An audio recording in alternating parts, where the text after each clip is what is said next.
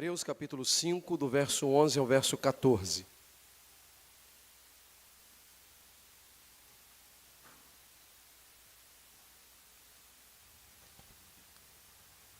A palavra do Senhor nos diz: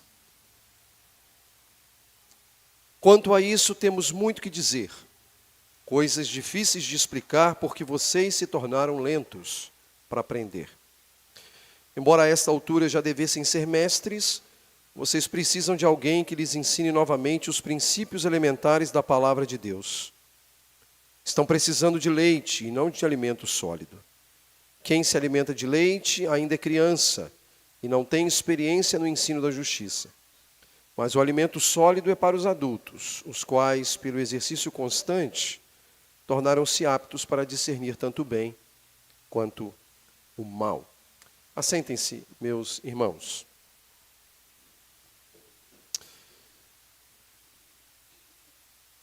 Chegamos ao último sermão de uma breve série intitulada Perigos que ameaçam a igreja.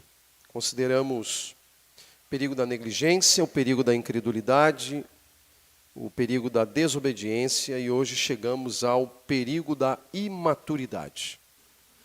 Nós vamos tratar deste tópico que é extremamente importante a todos nós, é importante à igreja de Jesus. Desde 2018 têm sido publicados muitos artigos, frutos de pesquisas feitas por diversas áreas do conhecimento, ligadas às questões sobre a adolescência. E a BBC de Londres, ela fez uma brilhante matéria, estabeleceu uma brilhante matéria, uma pesquisa, uma informação sobre essas próprias pesquisas ligadas à adolescência, demonstrando ter havido ou estar havendo alterações na faixa etária adolescente. Muitos de nós aqui crescemos, por exemplo, em um ambiente em que o adolescente era alguém que se enquadrava dentro da faixa etária entre 12 e 17 anos. Aqueles que têm um bom tempo de igreja vão recordar que as nossas classes de adolescentes, elas valorizavam essa faixa etária entre 12 e 17 anos. Mas pesquisadores australianos de uma instituição chamada Lancet Child and Adolescent, que trata da saúde emocional e que trata das questões ligadas à infância e à adolescência, propuseram uma alteração com base em dados, em constatações. E eles chegaram à conclusão que a adolescência hoje começa aos 10 anos. E não mais aos 12. Mas ela não termina mais aos 17 anos, mas sim aos 24.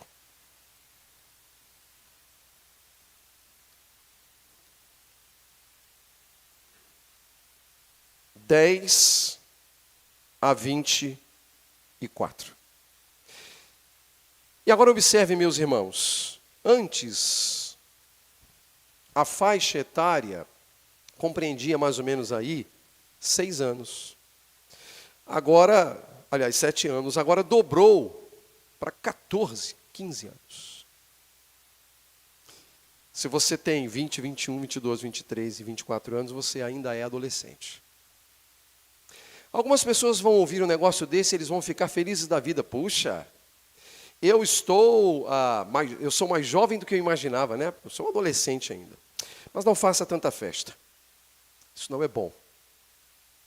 Isso significa que o grau de imaturidade de pessoas de 20, 21, 22, 23, 24 anos são mais elevados do que antigamente. Um adolescente de 17 anos antigamente equivalia a um jovem hoje de 24. Entende qual é o ponto? Você entende qual é o ponto? Portanto, não é uma coisa boa. Não é, de fato, uma coisa saudável. Basicamente, isso se dá também porque, por exemplo, mediante algumas evidências, Esses adolescentes de 22, 23, 24 anos, eles tendem a adiar o casamento, adiar a paternidade, a maternidade. E pior, fazem parte de um grupo que sofre de uma infantilização adulta.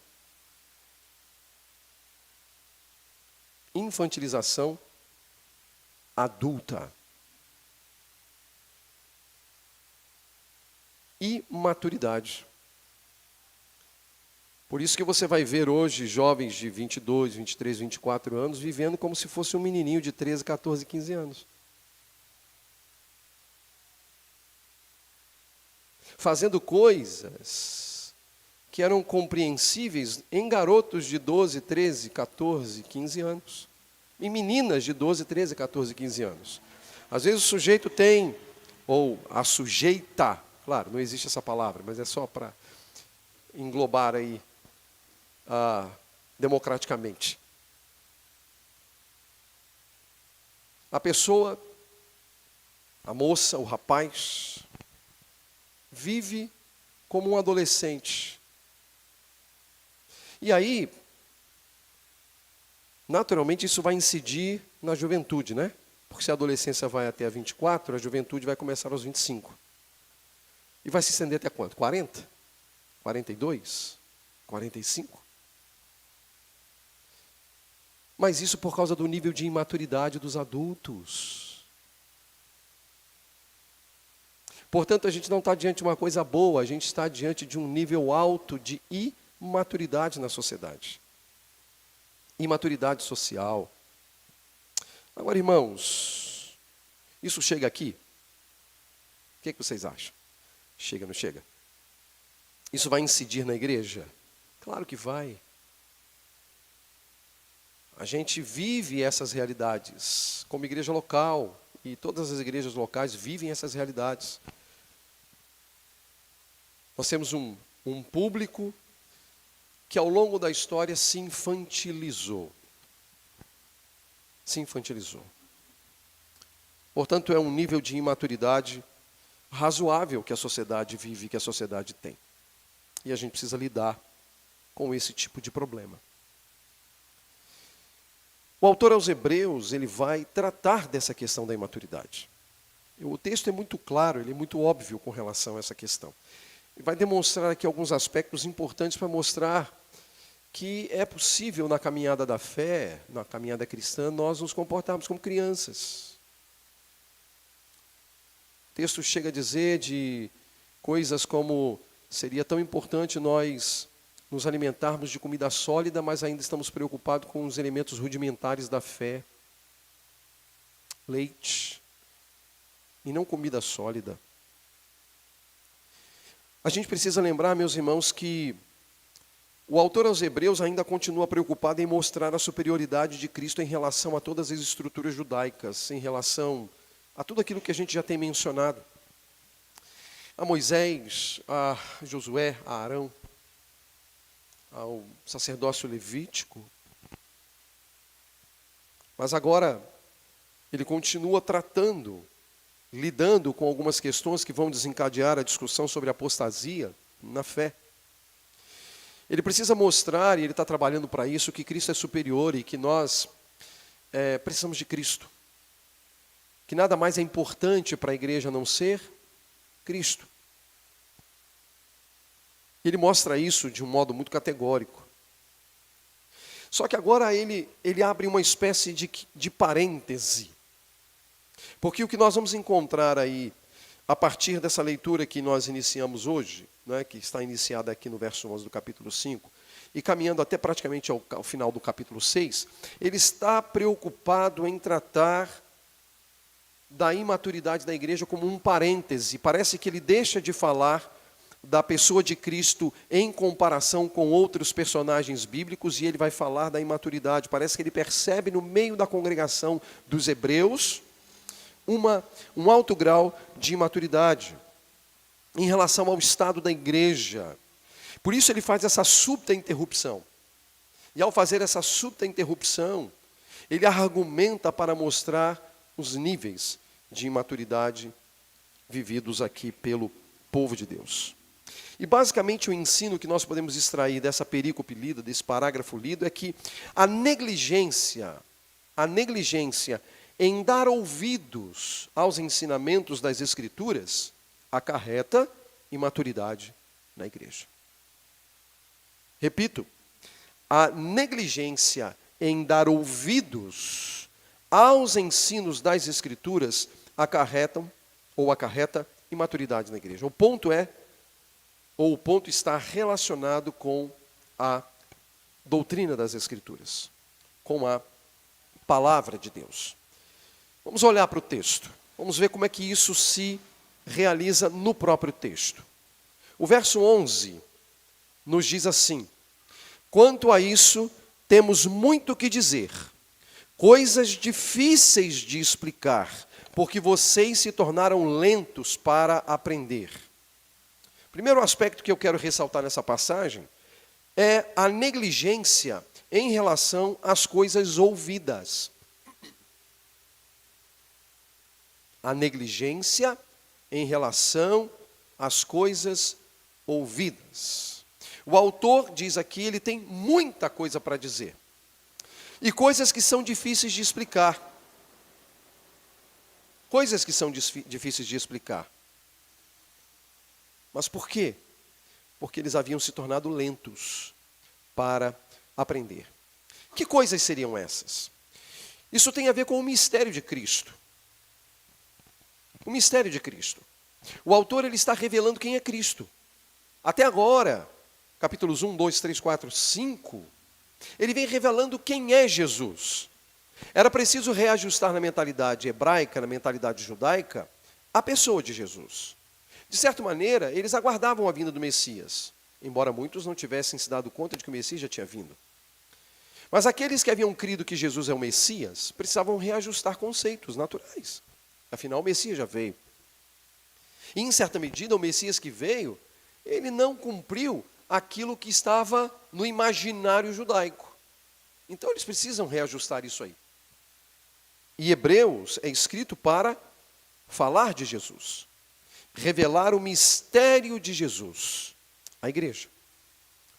Porque, de fato, Jesus é o elemento mais importante na igreja. Ele é o centro de todas as coisas na própria igreja. O que aqueles irmãos haviam aprendido no contexto da igreja à luz da palavra do Senhor. Mas parece, meus irmãos, que o brilho do evangelho, pregado, ensinado, escrito naquela época, era ofuscado pela depravação dos afetos daqueles irmãos. E essa depravação de afetos provocava uma dificuldade. Veja o que o texto diz. Temos muitas coisas a dizer, coisas difíceis de explicar. Quando nós lemos essa passagem, paramos aqui, o que é que nós tendemos a imaginar? Elas são difíceis de explicar porque elas são profundas. Elas são difíceis de explicar porque é uma questão misteriosa. Elas são difíceis de explicar porque não é tão simples de aprender. Não, não é por isso. A causa da dificuldade não estava no tema.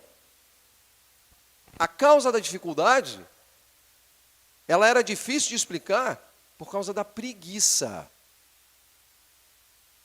Preguiça dos ouvintes. É isso que o texto diz. Quanto a isso, temos muito que dizer. Coisas difíceis de explicar porque vocês se tornaram lentos para aprender. Elas são difíceis de explicar, diz o texto, para aqueles irmãos, porque eles eram lentos para aprender. Lentos para aprender. A palavra lento aqui é a palavra que pode ser traduzida como preguiçosos. Preguiçosos para aprender. Essa era a dificuldade. Não era o conteúdo. Até porque, meus irmãos, não há um único conteúdo bíblico revelado por Deus que não seja possível aprender. Todo o conteúdo bíblico é possível aprender. Todo. Aqui o problema, a barreira para o entendimento, são os irmãos. Quando eu digo os irmãos, aqueles irmãos. as pessoas que compunham aquela comunidade. Eles eram preguiçosos. E é bem interessante porque a ideia aqui não significa que eles eram sempre preguiçosos ou necessariamente preguiçosos em todas as circunstâncias, mas eles eram preguiçosos quanto a ouvir a palavra de Deus, porque para outras coisas eles não eram preguiçosos. Para fazer outras coisas, ao contrário, eles eram dedicados. Mas com relação à palavra de Deus, eles eram preguiçosos. Preguiçosos. Havia uma negligência em relação às coisas ouvidas. O verso 12 também mostra algo ligado ao tempo. Há um certo desperdício do tempo. O verso 12, na sua primeira parte, diz assim: embora a esta altura já devessem ser mestres, vocês precisam de alguém que lhes ensine novamente os princípios elementares da palavra de Deus.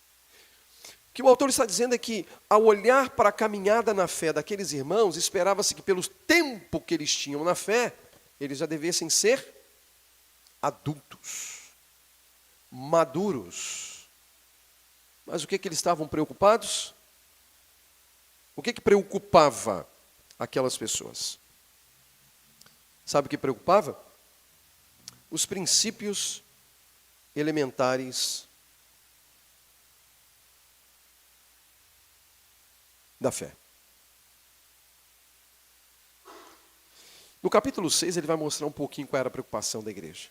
Veja o verso 1 do capítulo 6. Ele diz assim: portanto, deixemos os ensinos elementares a respeito de Cristo e avancemos para a maturidade. Aí ele segue: sem lançar novamente o fundamento de arrependimento de atos que conduzem à morte, da fé em Deus, da instrução a respeito de batismos, imposição de mãos, ressurreição dos mortos, juízo eterno. Assim faremos, se Deus permitir. Ele linka aqui alguns temas que faziam parte daqueles temas que já não era mais necessário, ou não deveria ser mais necessário tratar. Por quê? Porque já deveria haver um consenso na igreja sobre essas questões.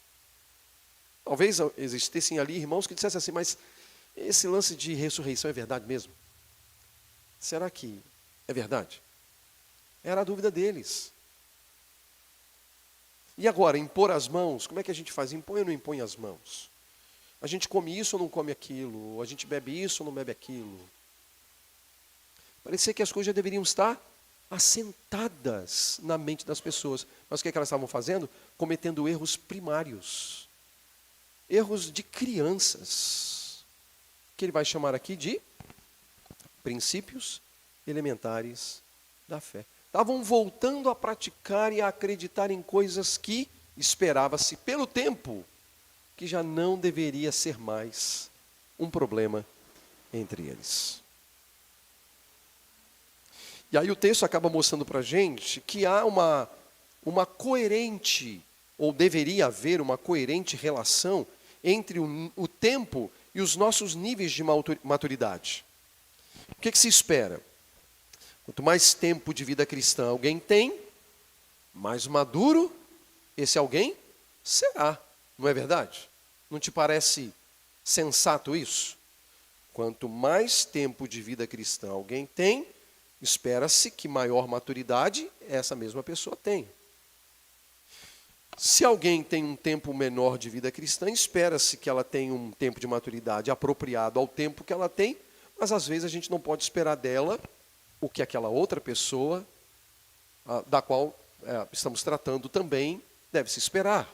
Porque afinal ela tem um tempo maior de vida cristã, espera-se que ela tenha um desenvolvimento maior na sua maturidade. Mas não importa, mesmo essa aqui deveria ter maturidade coerente com o tempo de vida cristã. Parece que lá o que estava acontecendo é que quando você olhava o tempo de vida cristã das pessoas e olhava para a vida das pessoas, o nível de maturidade não batia com o tempo. Não batia com o tempo. E aí, qual é o ponto, né? Isso burlava um princípio do próprio ensino da Escritura. Por exemplo, gostamos muito daquele verso, em tempos de aniversário, né? Gostamos de dizer: ensina-nos a contar os nossos dias de tal maneira que alcancemos corações sábios. Olha, ensina-nos a contar os nossos dias. Isso é tempo. Alcançarmos corações sábios como fruto desse tempo. Isso é um princípio bíblico. Quanto maior o tempo na fé, espera-se maior maturidade. Mas o que acontece aqui nessa passagem é que havia um prejuízo em relação à maturidade. Havia um prejuízo. Isso fica evidente na maneira como o texto é construído. Embora a esta altura já devessem ser mestres, capazes de ensinar, portanto, né, porque o mestre é aquele que ensina, vocês precisam de alguém que lhes ensine novamente. É ou não é preguiça? Porque eles já tinham sido ensinados. Eles já tinham sido ensinados. Mas aí precisa que alguém ensine novamente o quê? As coisas espetaculares e grandiosas da fé? Não. Os princípios elementares da palavra de Deus, as bases, os fundamentos novamente. Os fundamentos novamente. E aí o autor vai mostrar que, para fazer alusão a essa imaturidade, ele mostra aí uma dieta inadequada, né? Dieta inadequada. O verso 12 diz assim, já na parte final: estão precisando de leite e não de alimento sólido. Quem se alimenta de leite ainda é criança e não tem experiência no ensino da justiça. Mas o alimento sólido é para os adultos, os quais, pelo exercício constante, tornaram-se aptos para discernir tanto o bem quanto o mal. Aí o autor diz, olha, vocês estão precisando de leite e não de alimento sólido. Porque o autor constatou um alto nível de imaturidade entre aquelas pessoas. E aí ele vai falar dessa chamada dieta à base de leite, né? Em que as pessoas estavam cometendo erros primários em relação à fé, porque estavam praticando, estavam crendo em coisas que eles já não deveriam mais praticar e nem crer. Ou não se preocupar, perdão, não seja não crer, mas não se preocupar mais porque já estava consolidada a fé. Havia uma incoerência. E um detalhe importante, meus irmãos, nós estamos analisando uma obra que é judaica na sua base. E para o judeu, no contexto judaico, portanto, não é um elemento cognoscível, ou não é um elemento mental ou cognitivo o mais importante do processo da fé, mas é a prática. Para o judeu, a aprendizagem, o conhecimento se dava da prática para a teoria, e nunca da teoria para a prática. Nesse aspecto, pedagogicamente, nós somos muito distintos. O mundo ocidental é muito distinto do mundo judaico. Porque no mundo judaico, uma hipótese, para fazer aqui algumas alusões para que você entenda. Quando alguém estava propenso a fazer engenharia civil, por exemplo, ele não ia fazer primeiro a engenharia civil. Ele ia primeiro colocar a mão na massa, aprender como é que faz, na prática, aquilo que ele vai guiar depois por formação. Então, o sujeito, quando ia para obter o conhecimento, ele já tinha o aspecto prático. Ele tinha a prática da prática para a teoria. Nós vivemos a inversão, né? Hoje, no nosso mundo, o cara não saca nada de absolutamente nada, mas ele quer fazer uma faculdade. Ele não sabe absolutamente nada. Ele vai aprender a teoria para depois colocar na prática. O mundo judaico não era assim. O mundo judaico não era assim. Eu tive durante um tempo, eu tinha um rapaz, um mecânico, e eu sempre levava o carro, quando precisava, para ele. Um rapaz. E ele, um sujeito muito competente na prática e tudo mais, e não sabia detalhes da vida dele, não conhecia absolutamente nada. Minha tarefa era levar o carro lá, eventualmente a gente conversava alguma coisa, mas eu não tinha detalhes da vida dele. Durante um tempo, levei o carro lá para ele fazer um ou outro serviço, até que um dia, ele sabendo que eu era professor na área de português e de literatura, enfim, ele falou assim, Paulo, rapaz, eu estou querendo fazer uma prova. Você não quer me dar aulas de português e de redação, não? Eu quero fazer uma prova. Eu falei, mas Rafael, você quer fazer prova para quê? Eu quero fazer engenharia mecânica. Eu falei, puxa, vamos lá. Aí estudamos, graças a Deus ele passou para a UF, fez engenharia mecânica. Fechou a oficina durante o tempo de engenharia, ele fechou. Ele fez lá o pé de meia dele e conseguiu se manter aí durante os 4 anos de faculdade. Foi fazer engenharia mecânica. Eu preciso dizer para você que nível de aluno ele foi. Ele já sabia tudo na prática. Foi dos melhores. Aí reabriu. Assim que ele se formou, a primeira coisa que ele fez foi reabrir a oficina dele. Ele não deixou de fazer o que ele fazia antes. Só que agora ele foi da prática para a teoria. Ele levou uma vantagem enorme em relação aos meninos que chegavam lá para aprender engenharia mecânica e não sabiam nem pegar uma chave de fenda. O mundo judeu era assim. É da prática para a teoria. Como é que eu sei o que você crê? Como você sabe o que eu creio? É pelo que a gente diz ou pela maneira como a gente vive? Segundo Jesus, é pela maneira como a gente vive, porque é pelos frutos que os conhecereis e não pelos discursos. Entende o ponto? Isso é judeu, isso é judaico.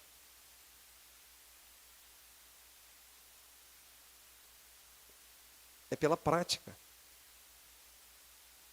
Jesus nunca fez um discurso teológico para as pessoas acreditarem. Ele só mandava a pessoa mudar de vida, abandonar os pecados, honrar a Deus, amar o próximo. Prática. Prático.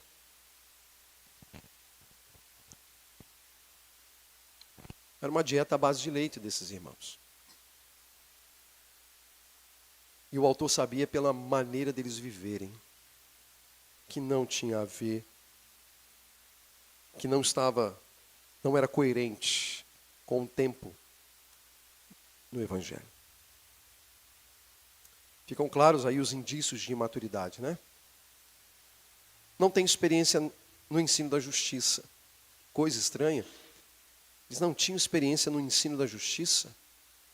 Parece que aqui a questão não é a justiça pessoal. Aparentemente, é a justiça de Cristo. Eles estavam utilizando o conhecimento que eles tinham da justiça de Cristo, imputada por meio da fé, como álibi para fazer coisas que não honravam a Cristo.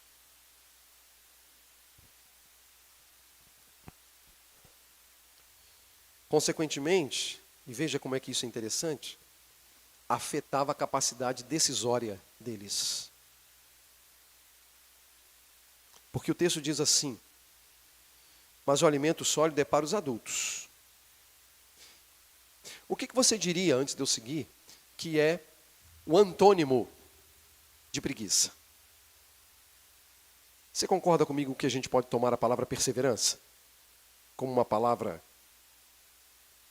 contraditória à palavra preguiça? Preguiça. Está no campo semântico? Está no campo semântico. Perseverança. Olha o que ele diz. Ele já falou da questão da preguiça, né? Eles eram lentos para aprender. Aí ele diz assim: mas o alimento sólido é para os adultos, os quais, pelo exercício constante. O que é exercício constante? Perseverança. Pelo exercício constante, tornaram-se aptos. Pelo exercício, tornaram-se. Aptos para quê? Para discernir o bem e o mal. Quando alguém só se alimenta de leite, não existe o exercício constante. Se não existe o exercício constante, ele não se habilita a decidir entre o bem e o mal. E aí vai fazer besteira. Vai fazer escolha que não honra a Deus. Maturidade, meus irmãos, vem pelo treino. Maturidade vem pelo hábito. E este treino e este hábito provocam o discernimento necessário, a aptidão necessária para distinguir o bem do mal. Do que honra a Deus e do que desonra a Deus. Portanto, maturidade é treino. A gente tem que treinar. A gente tem que treinar. Exercício constante. Um desafio para todos nós. Todos nós. Todos nós. Essa passagem me fez pensar em 3 aplicações para a igreja. Primeiro, dizer aos irmãos que a fé cristã ela é ainda mais prática do que cognitiva. Eu vou explicar isso. A fé cristã ela é ainda mais prática do que cognitiva. Veja que eu digo ainda mais prática do que cognitiva, porque a fé cristã também é cognitiva. A gente precisa saber o que a gente crê. A gente precisa saber defender a nossa fé. Ela é cognitiva, sim. Mas ela é ainda mais prática do que cognitiva. Ela ainda está mais no campo do exercício, da realização, do testemunho, do que no campo cognitivo. E particularmente, embora o tempo vai passando, a gente vai mudando em relação a algumas questões, algumas posturas. Eu não sou muito afoito a debates na internet, enfim. Mas o que a gente percebe, e isso é claro, a gente vive, fazendo alusão ao tempo da história, a gente vive um momento muito esquisito no terreno da igreja. Quando eu digo igreja, eu não estou usando a Redentor aqui agora, embora possa ser verdade também, possa se aplicar também. Eu estou falando da igreja de Cristo, no Brasil, por exemplo. A gente está vivendo um tempo em que parece que a fé se tornou algo cognitivo. A fé, ela é cognitiva e provada pela sua capacidade de saber teologia. Veja, eu não sou contra a teologia. Seria uma incoerência da minha parte. Eu labuto nisso há 30 anos. Eu dou aulas, tenho trabalhado ao longo de 30 anos dando aula de teologia, até hoje. Então eu não tenho problema com a teologia, é uma área que eu amo. Eu costumo dizer para algumas pessoas mais em particular, por exemplo, que há 3 coisas que me fascinam. As coisas do céu, que é a astronomia, as coisas da terra, que é a linguística, e as coisas da eternidade, que é a teologia. São as 3 coisas que eu gosto. Uma por hobby, as outras por função, por exercício de função, como professor e como pastor. Eu gosto de teologia. Mas, meus irmãos, a fé cristã não se resume a saber teologia, a saber respostas teológicas na ponta da língua. É possível a gente ver fé ainda mais profunda e madura no coração de um senhorzinho, de uma senhorinha, que ame a Jesus Cristo, mas que talvez não tenha condições de sentar para uma boa conversa teológica, do que talvez naqueles que têm uma boa desenvoltura teológica. A gente vive uma época quase de trevas, uma espécie de repetição de elementos históricos, de desdobramentos históricos, em que o conhecimento se tornou mais importante do que a vida. Mas, meus irmãos, a fé cristã ela é ainda mais prática do que cognitiva. Esse é o modelo das Escrituras. Vamos estudar teologia, vamos ler obras teológicas, não tem problema nenhum. Mas vamos viver a fé. Vamos andar em novidade de vida. Vamos glorificar a Deus por meio do nosso procedimento e das nossas escolhas. Escolhas essas que sejam frutos de discernimento entre o bem e o mal. Então você tem diante de você, eu tenho diante de mim o bem e o mal. Espera-se que haja coerência entre o tempo e o nível de maturidade para que as nossas escolhas sejam voltadas sempre para o bem. As boas escolhas que honram a Jesus Cristo. Segundo ponto de aplicação,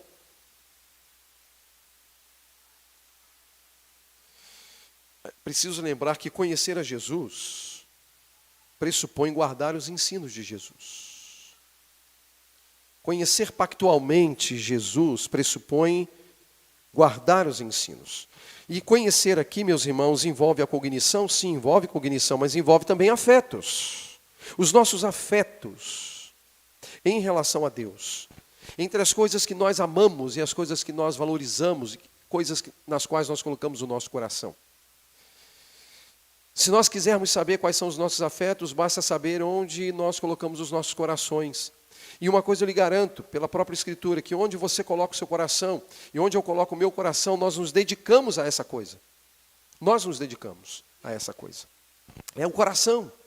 Nós colocamos o nosso coração, aliás, nós dizemos isso, né? Que quando nós nos envolvemos com alguma coisa tão profundamente, nós costumamos dizer assim, ó, eu coloquei o meu coração, eu coloco o meu coração nessas questões, nessas coisas.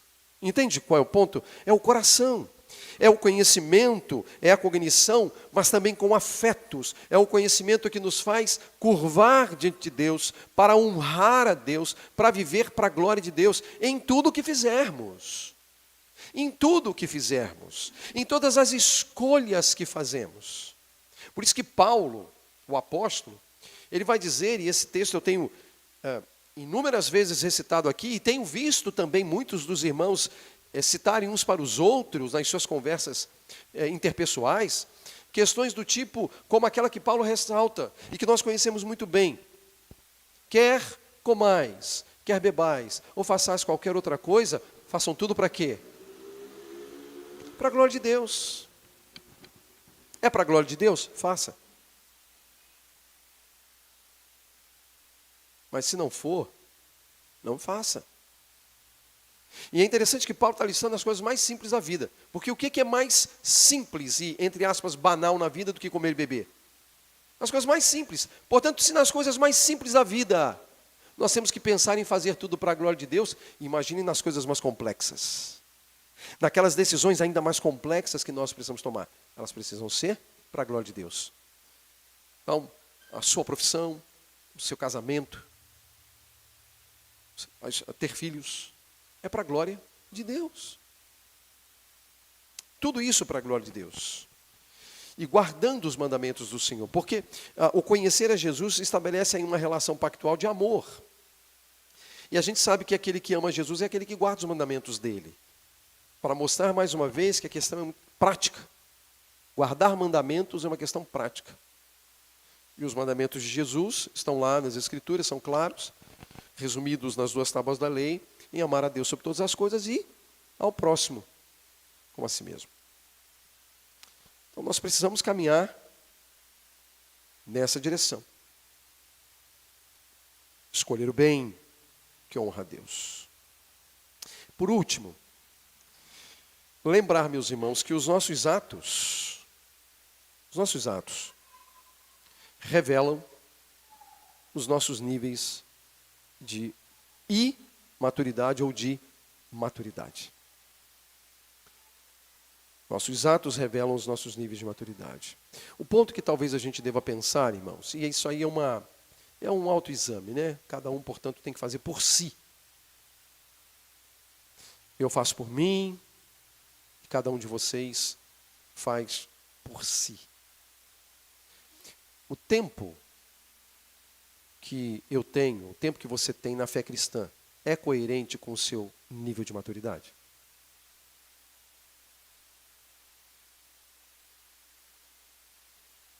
Para responder, considere os seus atos.